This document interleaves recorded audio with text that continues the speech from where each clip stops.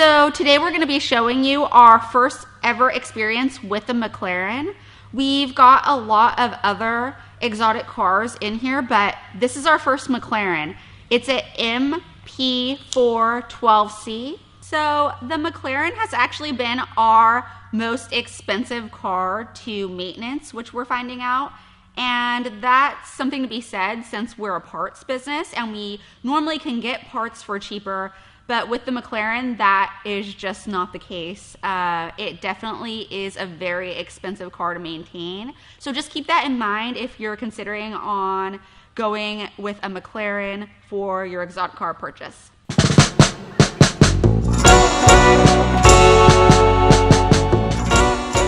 Trying to bring this battery up back to life because it's completely dead. Just trying to charge it up a little bit. That way I can stick our Mclaren trickle charger on it. Hopefully get it back to a full charge. I mean, that's what I need. So our experience with the Mclaren is that we found out that the battery costs close to $4,000, I believe. And what Russ and Paul have to do is figure out how to solve this issue because the car will not start, obviously, without a battery.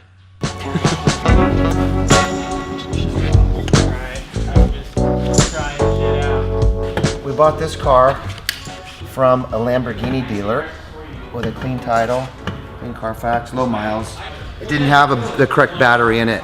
It had a battery from some other car, like a whatever battery, American battery.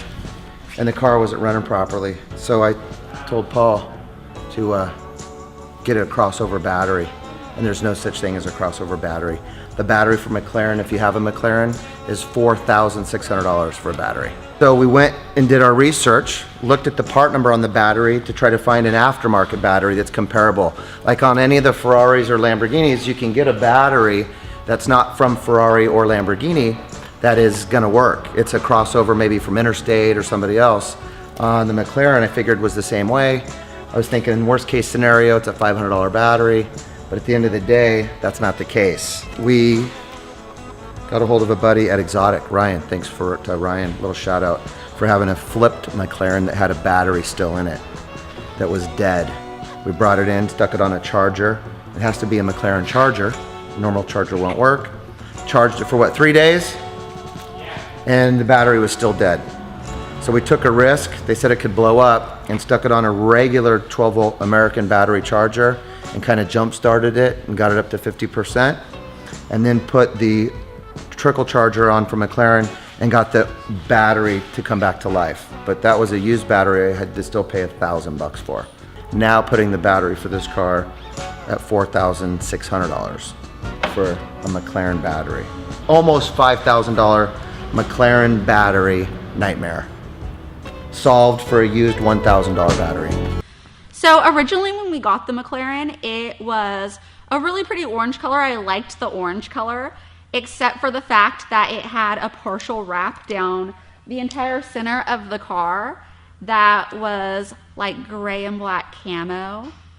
So we pulled the wrap off and decided to rewrap the entire car so it could be a different color and look like it got a fresh paint job.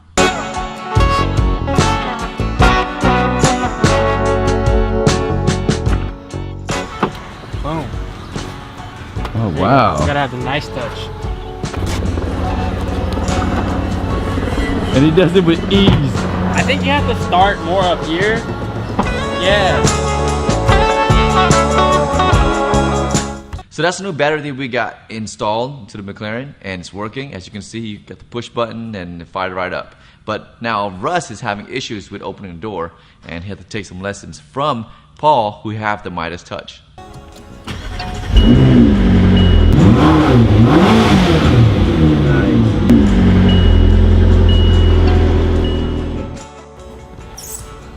Hey Paul, how do you open the door on the Mclaren? I know you gotta have the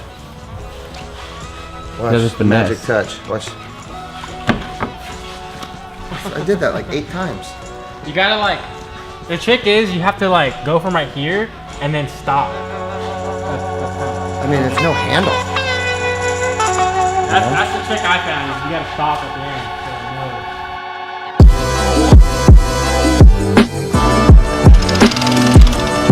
So McLarens are made in Europe. That's a McLaren.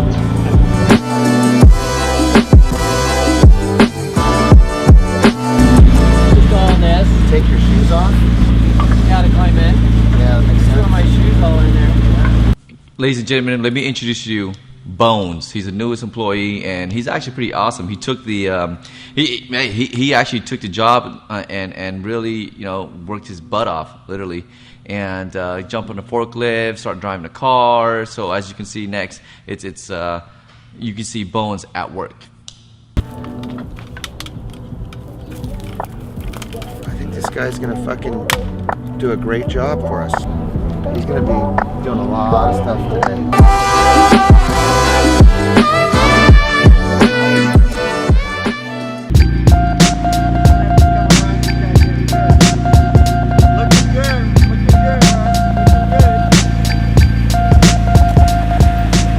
I hired you an assistant.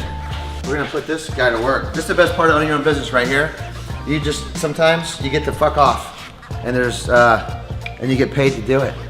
And there's nobody to tell me I can't do this. There's nobody higher when you're at the top. You just get to fuck off at work and get paid for it. That's the best part about being self-employed. Oh, my wife's calling. Hey baby, what's up? Okay, I will. I'm busy right now I'm doing I got some heavy lifting right now. I'm working my ass off. So, literally, if you could see it, you wouldn't even believe it. I thought she was gonna be like, hey, the skeleton's not sitting on the porch. What the hell's happened? This guy probably gets more done in a day though than a lot of workers out there. And if you're an owner of a business, you know exactly what I'm talking about. How many of you have employees that don't get anything done during the day, but their paychecks clear on Friday? Yeah, I don't think he can hold it. He's weak. As you can tell, he hasn't eaten much.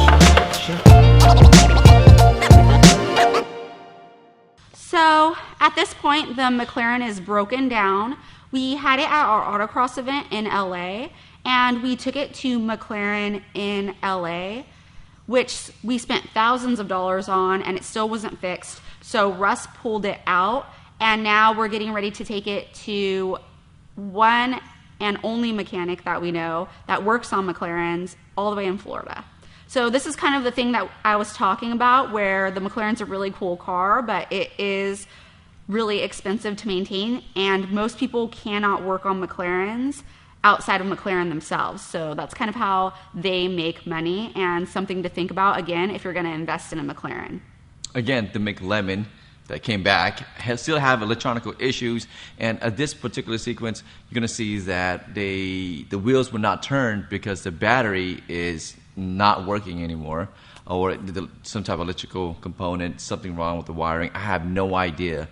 And so they're trying to figure out how to get both e-brakes unlocked so the wheels can turn, so we can load it up on the trailer.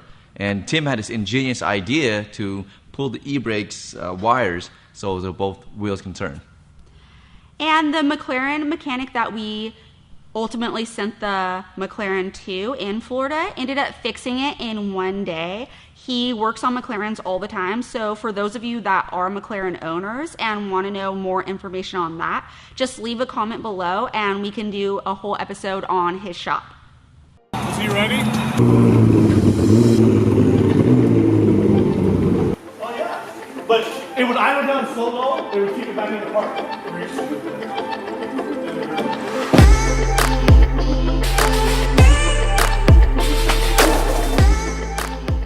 That's the worst thing you could do to Curtis. Have nothing for him to do. He'd go home.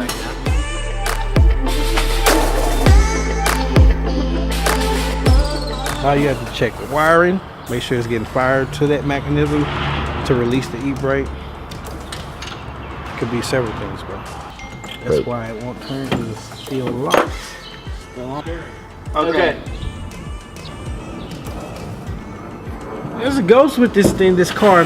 Okay, wait. Yeah.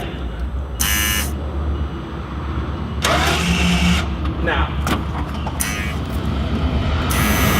Oh!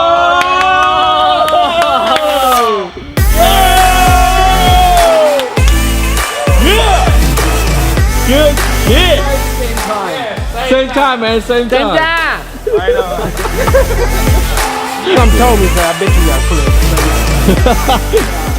And we get it to unlock, and then we lock, and we pull them, and one would stay locked, and then the other one would stay locked. But finally, I got them both at the same time.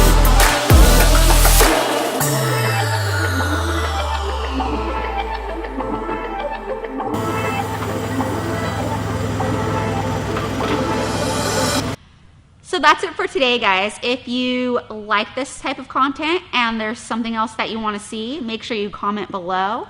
Definitely. Make sure you guys hit the like, subscribe, notification button. And remember, this is the Ferrari Files.